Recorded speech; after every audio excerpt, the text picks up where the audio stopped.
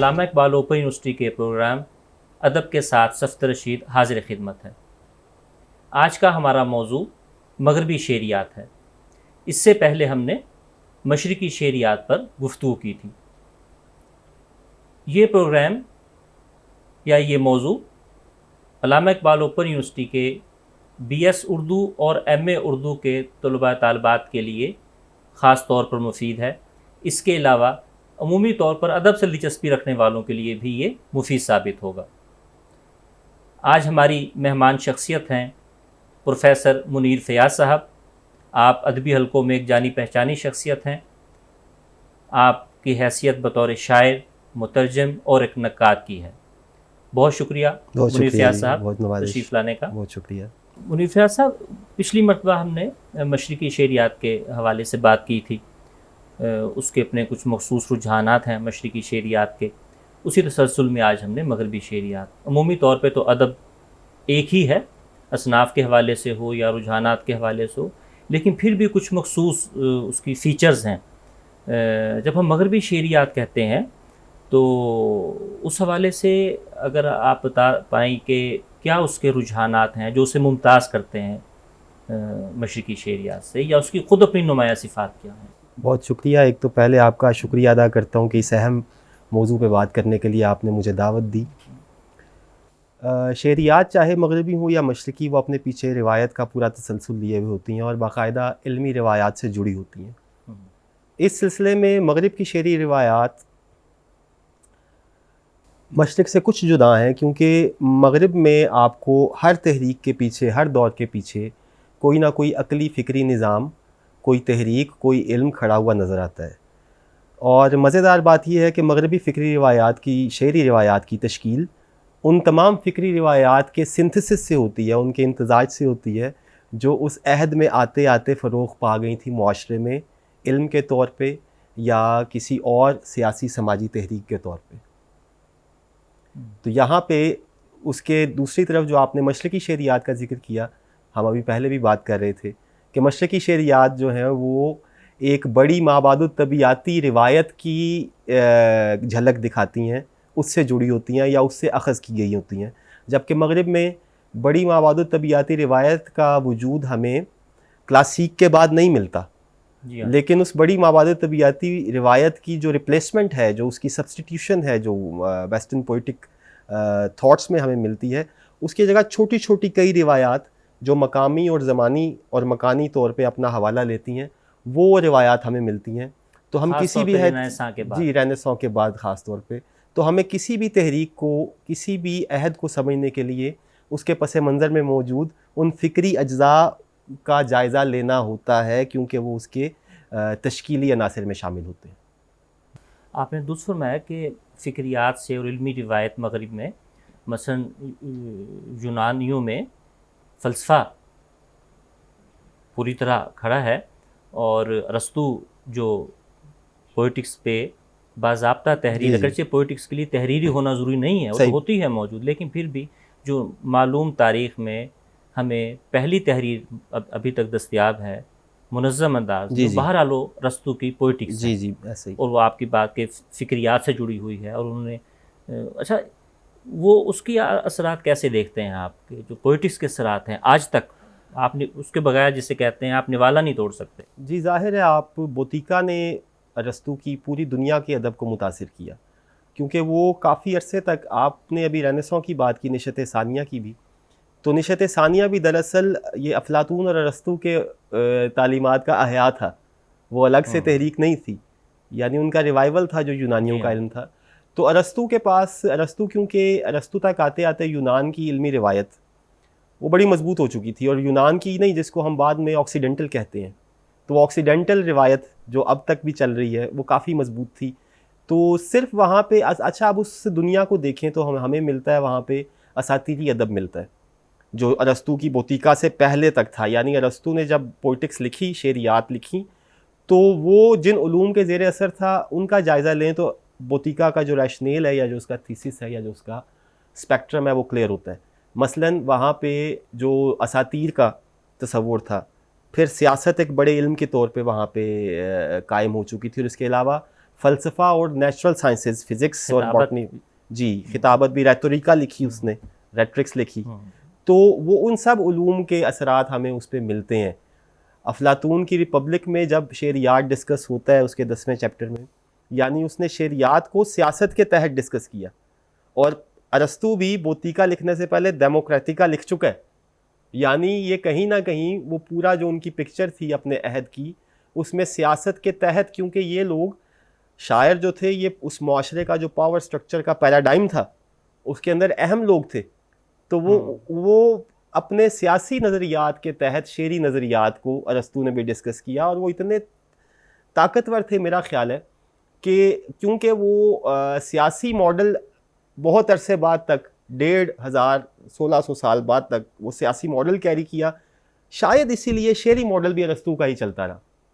हम्म, तो अरस्तू के यहाँ हमें अलमिया के और रज़मिया के जो तसव्वुरात मिलते हैं, वो तसव्वुरात बराह रास्त देवमाला से और सियासत से, दोनों से बहुत ज़्यादा उनका अख़ज़ व इस्तिफ़ादा है उन पहले तसव्वुरात के फनपारे साथ। जी हो जी चुके थे, जी जी, होमर वगैरह, हाँ जी, उन्हीं की मैंने, और अरस्तू ने खुद से सोफोक्लीज, कोई नया जी नहीं जी किया, ऐसे ही है, उन्हीं चीज़ों को बयान थेराइज किया किया, है, थ्योराइज किया थेराइज है। किया है जी। तो ये थेराइजेशन वाला भी एक मैं छोटी सी बात करूँगा, ये हमारे ज़मीर बदायूनी साहब ने कहा गालिबन, या मुज़फ़्फ़र अली सैयद साहब ने कहा नई तनकीद की आज़ादी में, कि मगरिब में आप देखें कि आपको 2500 साल पहले भी थेराइजेशन मिल जाती है, लेकिन मशरिक़ में ये थेराइजेशन कुछ कम है, वो थेराइजेशन का लेवल इतना ज़्यादा नहीं है जैसा कि मगरिब में था। उसकी वजह शायद ये हो सकती है कि यहाँ पे इदारा जाती है जिसको हम इंस्टीट्यूशनलाइजेशन कहते हैं उलूम की, वो ज़रा बाद में हुई। मिजाज का भी फ़र्क हो मिजाज का भी सकता है फ़र्क है, कि जिस मिजाज का भी तरीके से फ़र्क है। वो कहा गया है कि असली साहब ने भी गालिबन ये बात लिखी है कि मशरिक़ का जो मिजाज है वो चीज़ों को कुल्लियत में देखने का है, और मगरिब जो है वो अलहदा-अलहदा करके देखता है। ऐसा ही इसीलिए है। जब हम यहाँ गुल कहते हैं तो उससे मुराद कोई एक फूल नहीं है बल्कि पूरा बाग है। तो तज्ज़ियाती मिजाज शायद मगरिब का हमेशा से है, और ये दोनों खूबियाँ हैं जी इंसान बिल्कुल की। ऐसा ही है। वो बात वही अरस्तू वाली है कि आप सियासत को शेर से अलग करके नहीं देख सकते। जब उन्होंने शेर को सियासत के अंदर शामिल किया तो इसका मतलब है कि शेर का ताल्लुक़ इस ताकत के खेल के साथ मिल गया। और आप उनकी अलमिया देख लें या उनकी रज़मिया देख लें, तो उसमें आपको यही ताकत का खेल सियासत, आपको हीरो उसमें वो मिलेगा जो बादशाह है सियासी तौर पे, यानी मजबूत आदमी है, क्योंकि वहाँ रियासत का तसव्वुर, सियासत का तसव्वुर वो सिटी स्टेट्स वाला ही था ना, ये तो बाद में आगे आके उलूम में इर्तका हुआ।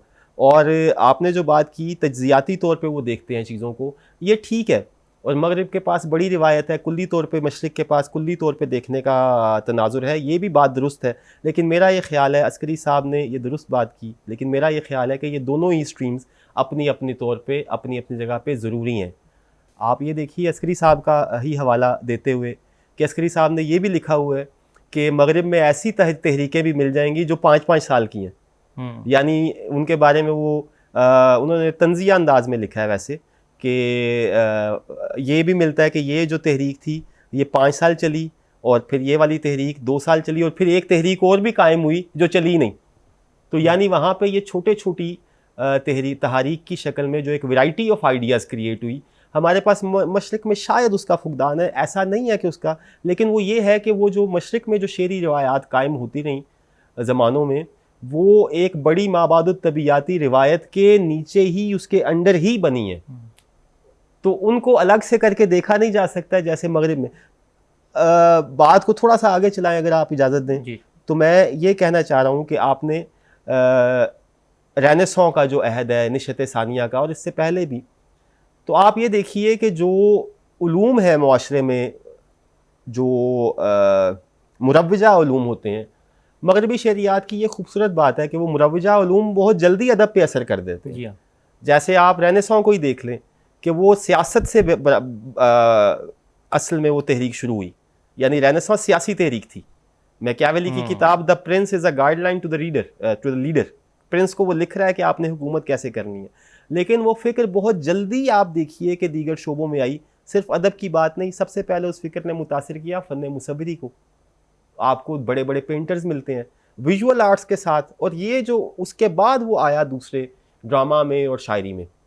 तो ये जो तरतीब है, हैरान कुन बात यह है कि ये 20वीं सदी तक भी, जदीद दौर तक भी फ़िक्र का, अदब को मुतासर करने का जो मीडियम है वो मुसव्वरी से और विजुअल आर्ट से होके आता है। जी हाँ, बहुत से मूवमेंट्स हैं जो आप पहले मुसव्वरी जी में आई जी हैं, जदीद 20वीं अदब सदी को में देख खास तौर लीजिए, पे। पिकासो वगैरह जो तजरीद का तस्वुर था, जो नफ्सियात का बयान था मोन्ताज अदब में, वगैरह ये सब वो सारे का सारा पहले मुसव्वरी में आया और फिर विजुअल आर्ट्स से वो वर्बल आर्ट्स में आया, यानी लिखने वाली।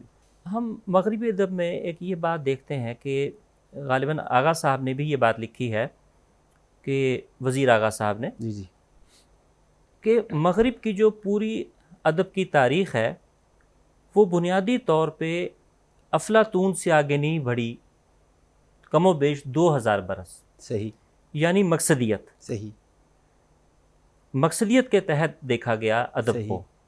हत्ता कि सिडनी ने भी लिखा कि अदब का जो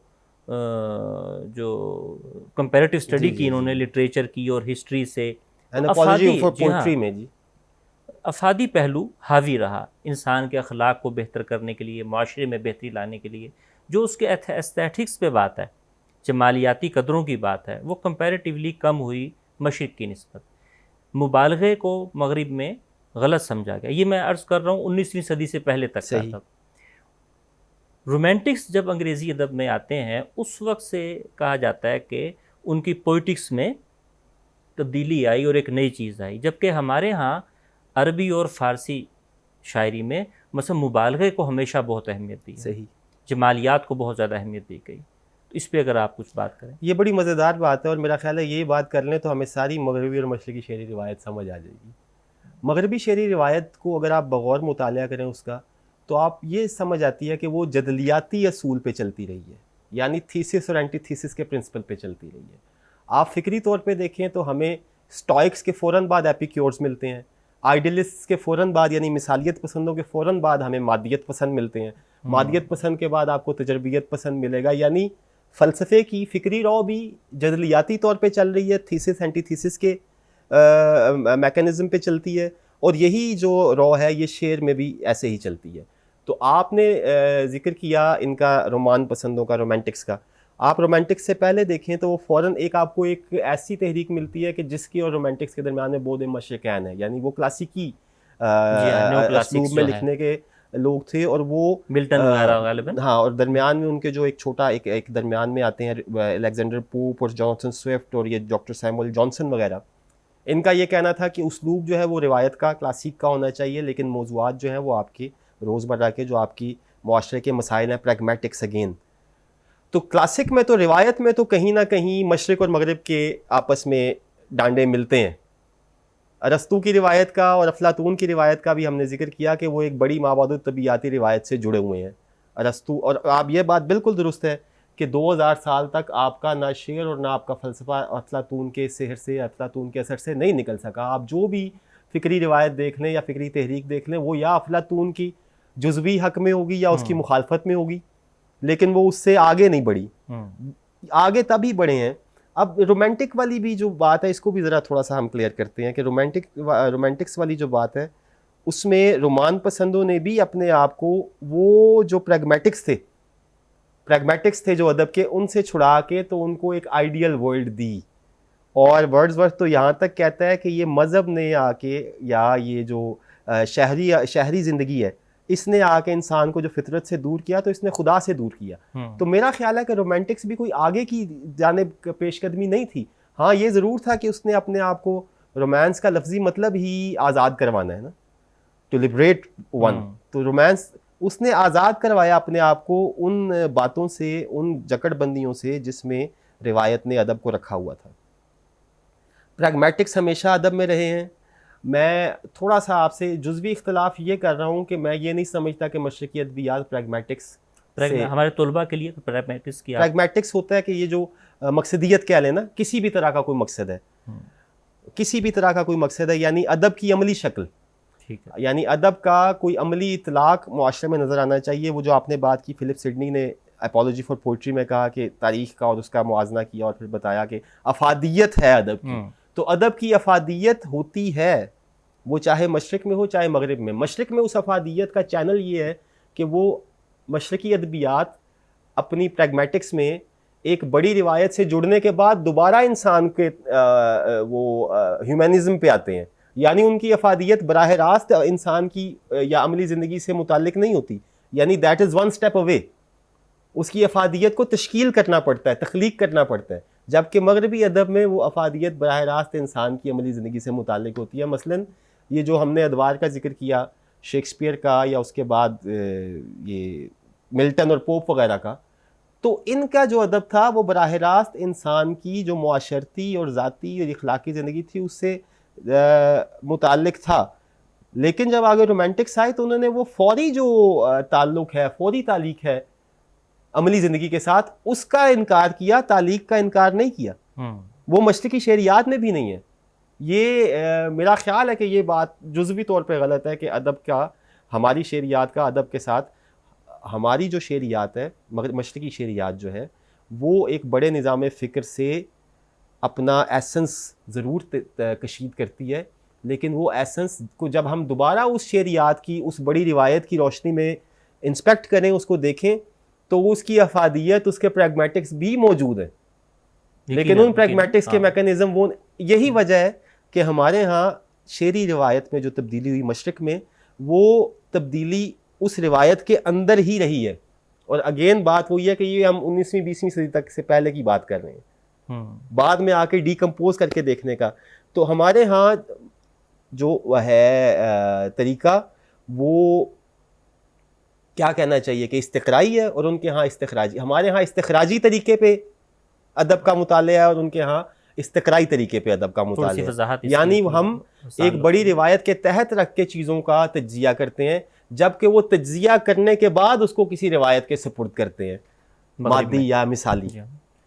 अच्छा, हम क्योंकि उर्दू अदब के तालिब इल्म हैं यहाँ, और उनकी आसानी के लिए, हमारी तफ़हीम के लिए भी, हम ये देखते हैं कि गुज़श्ता 1857 के बाद ख़ास तौर पे उर्दू अदब ने मगरबी शेरियात से अक्सर इस्तिफ़ादा बहुत ज़्यादा किया, खा वो असनाफ़ की शक्ल में हो। आप ये देखिए कि नावल, अफ़साना, हमारे यहाँ ये चीज़ें दास्तान की रवायत से होते थे, आना ही था हमारी तरफ, लेकिन फिर भी मजमूई तौर पे ये उनसे बहरहाल मुतासिर। नज़्म, इसके लिए हाली मोहम्मद हुसैन आज़ाद ने जो आगाज़ किया था, ये अब तनावर दरख्त बना।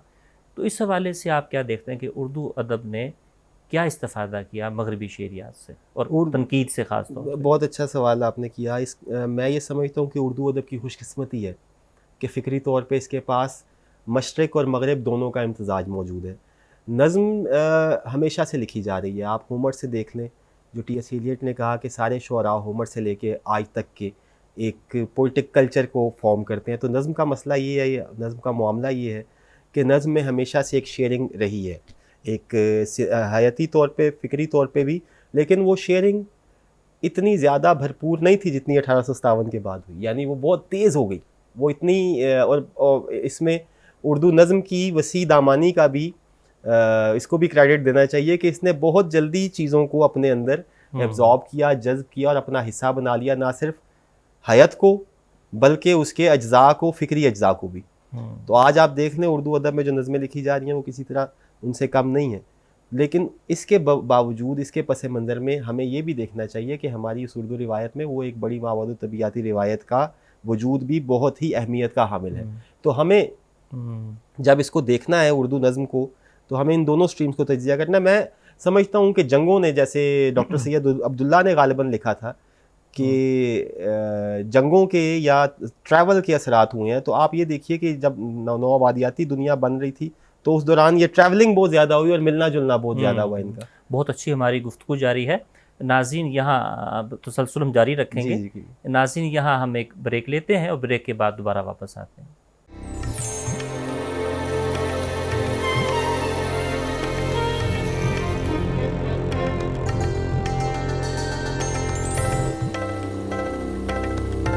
जी मुनीर फ़याज़ साहब, आप जी मैं ये बता रहे थे कि उर्दू अदब ने जो इस्तिफ़ादा किया उसकी क्या सूरतें रही?